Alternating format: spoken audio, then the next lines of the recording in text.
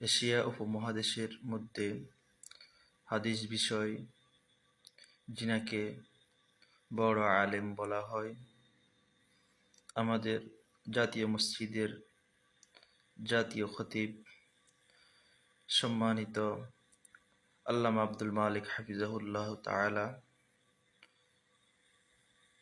হযরতজি বলেছেন, ঈদে মিলাদুন্নবী নামে এই শব্দটি কোরআন হাদিস কোথাও নাই। এটি একটি নতুন শব্দ, আর শরিয়াই বিধান হলো কোরআন হাদিস ইজমা কিয়াসের বাহিরে যদি কেউ কোনো নতুন শব্দ, নতুন পদ্ধতি রুছম ভাবে নতুন করে পালন করে, তাহলে তাকে শরিয়াই বিধান অনুযায়ী বেদআ বলা হয়। এই কথাটি আব্দুল মালিক হাফিজাহুল্লাহ বলেছেন। এর জবাবে আমাদের প্রত্যেকেরই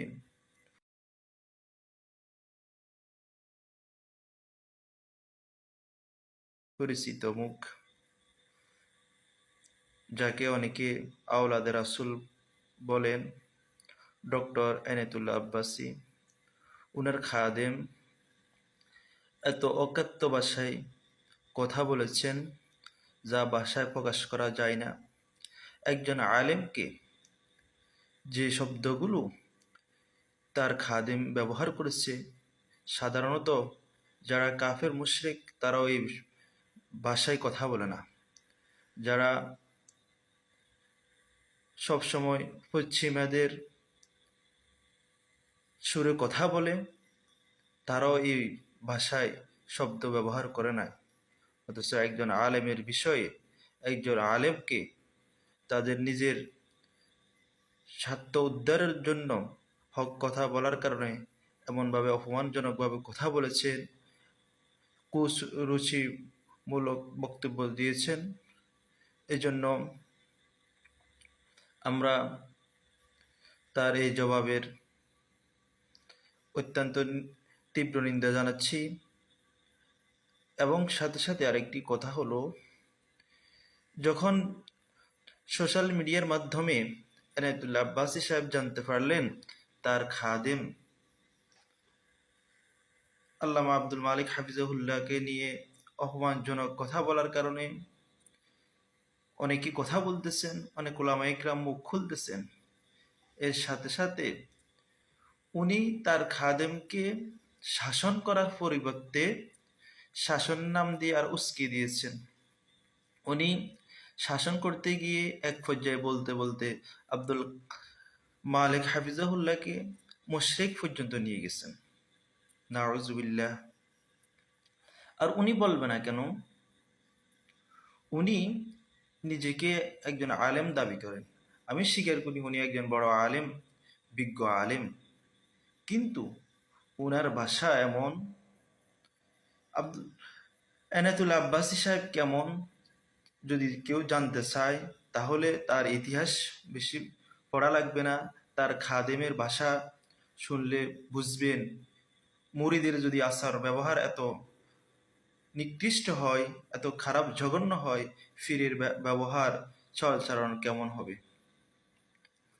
এনায়েতুল্লাহ আব্বাসী সাহেব এমন একজন ব্যক্তিত্ব, যিনি নিজেকে ছাড়া দুনিয়ার কাউকে আলেম স্বীকৃতি দিতে চান না।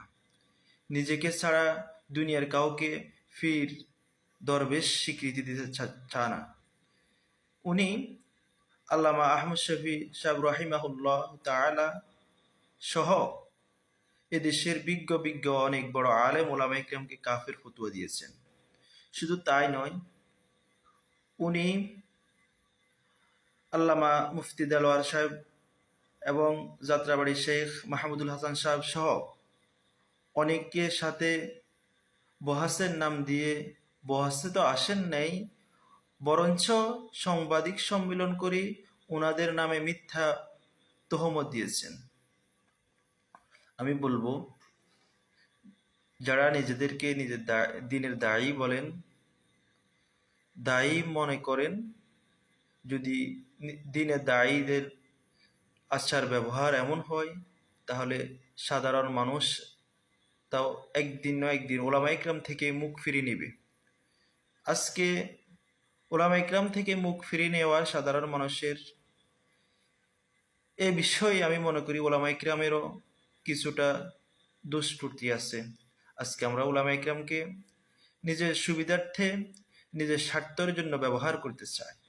আর যদি কোনো আলেম, কোনো দিনের দায়ী, দিনের ধারাবাহক, যিনি কোরআন সুন্নাহর জ্ঞান রাখেন, উনি যদি আমার কথা মতো উনার মাধ্যমে আমি যদি আমার স্বার্থ উদ্ধার করতে না পারি, তাহলে আমরা কিছু মানুষকে তার বিরুদ্ধে লেলিয়ে দিই।